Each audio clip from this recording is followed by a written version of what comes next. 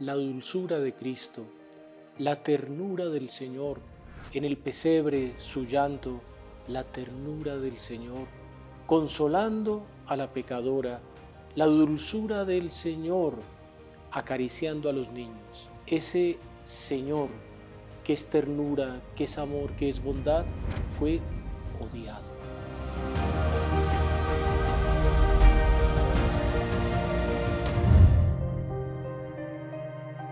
Odiado por los suyos, odiado desde el inicio.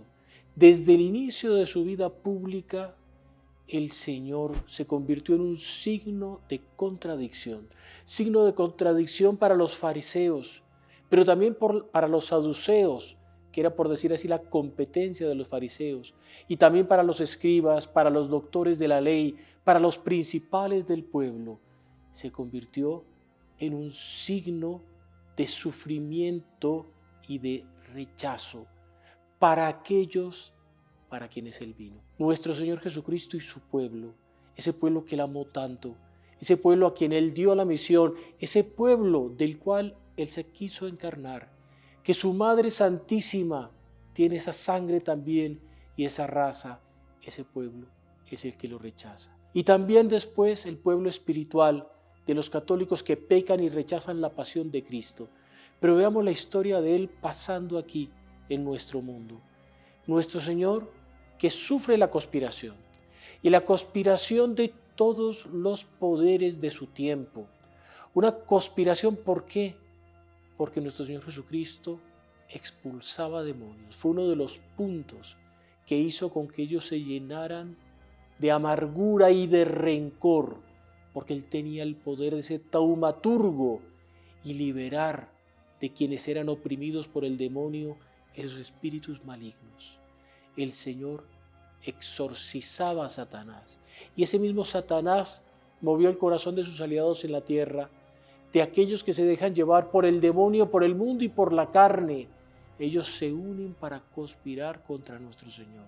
Y fue perseguido también por la doctrina que predicaba, por la ortodoxia, por la rectitud de la enseñanza moral y porque Él se había hecho Señor y dueño del templo. Ese templo que ellos habían convertido en una cueva de ladrones, el Señor lo había recuperado para la doctrina de su Padre.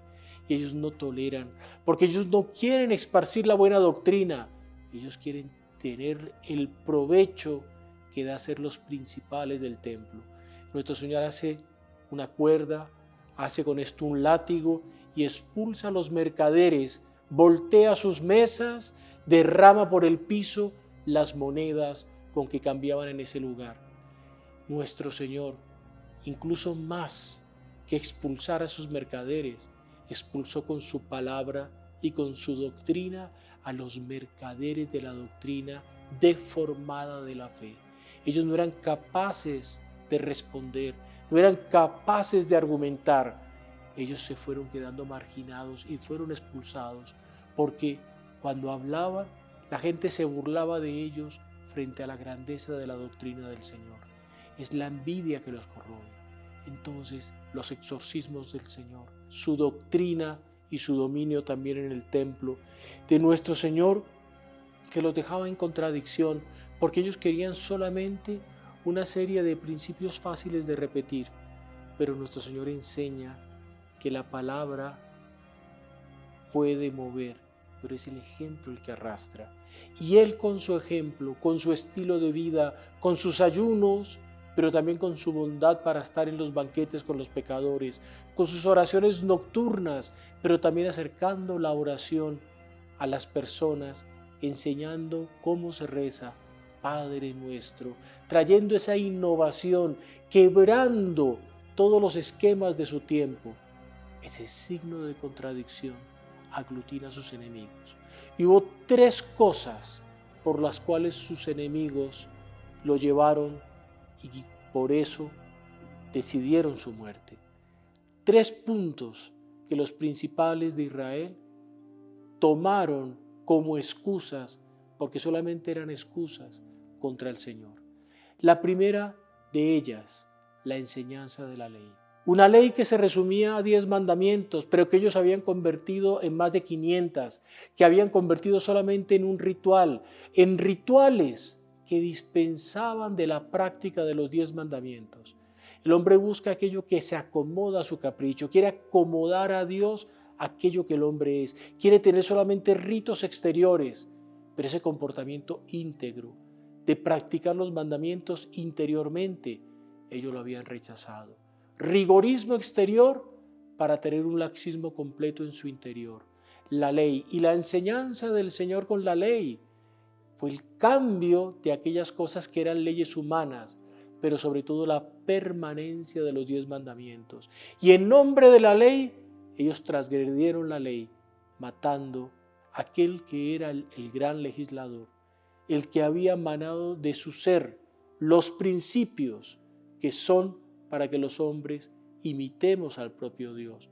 Ellos en nombre de esa ley matan al legislador.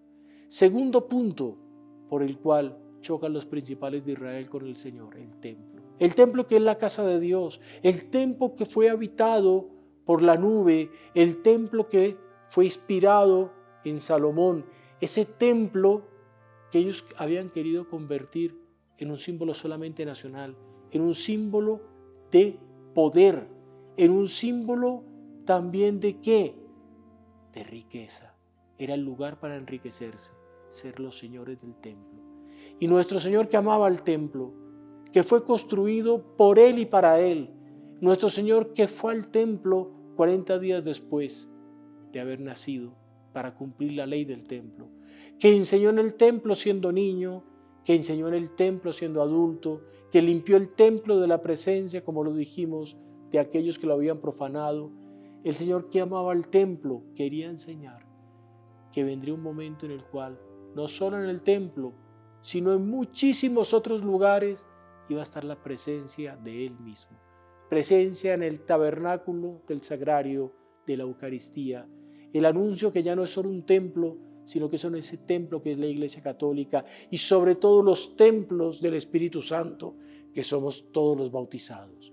Y por supuesto amor a ese templo, ellos mataron a aquel que había construido el templo, aquel cuyo cuerpo era más que el templo y que había anunciado: destruid este templo de mi cuerpo, que será reconstruido, que lo reconstruiré en 3 días, hablando de la resurrección. El nombre del templo, para salvar el templo, matan al Señor del templo. Y finalmente, el castigo es la destrucción que los romanos hacen del templo. Y en tercer lugar, en el nombre de Dios, el monoteísmo del pueblo judío, maravilla en medio de pueblos que eran politeístas, múltiples dioses. Pero ese monoteísmo lo entendieron mal, lo deformaron y los llevó a no aceptar la presencia de la Trinidad y la encarnación del Verbo. Un solo Dios que está en el cielo, pero que vino a la tierra y que se encarnó. Un solo Dios que es trino, porque es el Espíritu, el Padre y el Hijo. Y en nombre de un solo Dios, ellos mataron a Dios. Es el apego de los hombres por aquellos principios que adecúan a su mente. Y cuando Dios quiere mostrar que Él no es gobernable, que Él no se deja manipular por los hombres, que las cosas no son como imaginamos, como queremos colocar a nuestra medida porque Él es infinito, los hombres se rebelan. Y fue por eso que el Señor fue un signo de contradicción para su propio pueblo. Salve María.